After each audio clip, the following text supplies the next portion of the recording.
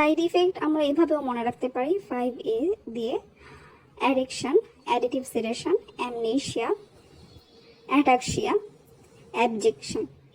এটার মানে হচ্ছে ডিপ্রেশন। এখন আমরা পড়বো ডায়াজেপাম। ডায়াজেপামের ক্লাসিফিকেশনে এটা হচ্ছে বেনজোডায়াজেপিনের ক্লাসিফিকেশন। ইন্ডিকেশন হচ্ছে মনে রাখবো সিয়াম দিয়ে, সিডেশন অ্যান্ড হচ্ছে অ্যামনেশিয়া। সাইড ইফেক্ট ডায়াজেপামের হচ্ছে ডায়াজেপামের সাইড ইফেক্ট মনে রাখবো ডায়াজেপাম দিয়ে।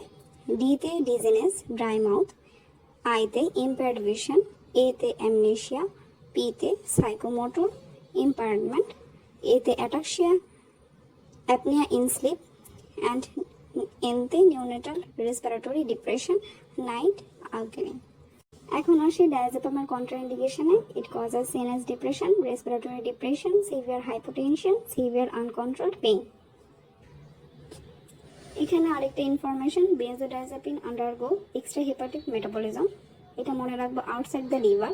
ওতে অক্সাজেপাম, টিতে ট্যামাজেপাম, এলতে লরাজেপাম। এখন আসি বারবিটুরেটে। They are derivative of barbituric acid. Its action on CNS, sedation and hypnotic, reduce anxiety, produce euphoria, hyperanalgesia as anesthesia, anticonvulsant effect, respiratory depression করে, muscle relaxation করে। এটার মেকানিজম অফ অ্যাকশন একই, গাবা রিসেপ্টরের সাথে বারবিটুরেট বাইন্ড করে, increase chloride conductance and causes hyperpolarization।